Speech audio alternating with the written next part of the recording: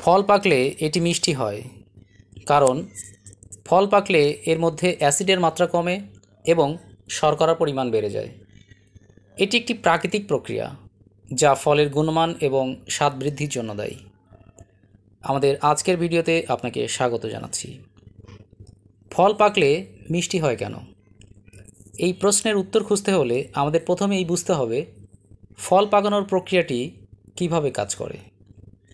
যখন একটি ফল কাঁচা অবস্থায় থাকে তখন তার মধ্যে অ্যাসিডের পরিমাণ বেশি এবং শর্করার পরিমাণ কম থাকে, কিন্তু ফল যখন পাকতে শুরু করে তখন এতে কিছু গুরুত্বপূর্ণ রাসায়নিক পরিবর্তন ঘটে।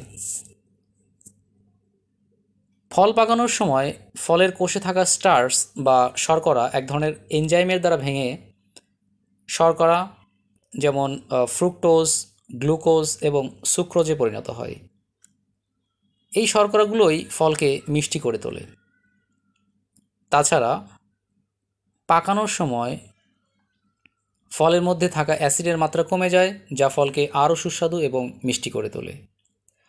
বিষয়টি আরও বিস্তারিত আলোচনা করার আগে আপনি যদি আমাদের চ্যানেলে নতুন হয়ে থাকেন তাহলে চ্যানেলটি সাবস্ক্রাইব করতে পারেন এবং ভিডিওটি ভালো লাগলে এটি আপনি শেয়ার করতে পারেন।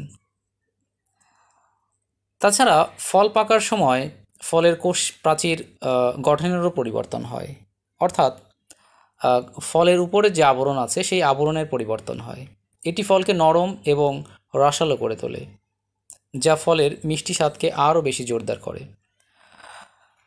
উদাহরণস্বরূপ বলা যায় যে কাঁচা আম তিতা বা টক স্বাদযুক্ত থাকে, কারণ এতে অ্যাসিডের পরিমাণ বেশি এবং শর্করার পরিমাণ কম থাকে। কিন্তু আম পাকলে এতে শর্করার পরিমাণ বেড়ে যায় এবং অ্যাসিডের মাত্রা কমে যায়, ফলে আম মিষ্টি হয়ে ওঠে আস্তে আস্তে। এই পুরো প্রক্রিয়াটি ফলের স্বাদ এবং গুণমানকে উন্নত করে, অর্থাৎ ফল পাকলে এর স্বাদ এবং যে এর গুণগত অবস্থা আছে এটির পরিবর্তন হয় এবং ফল খাওয়ার জন্য উপযোগী হয়ে ওঠে।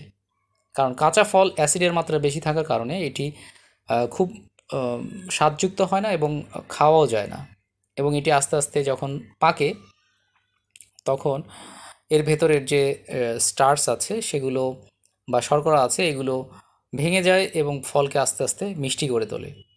এই প্রাকৃতিক প্রক্রিয়ার ফলে ফল পাকলে তা মিষ্টি হয় এবং আমরা এর স্বাদ অনুভব করতে পারি।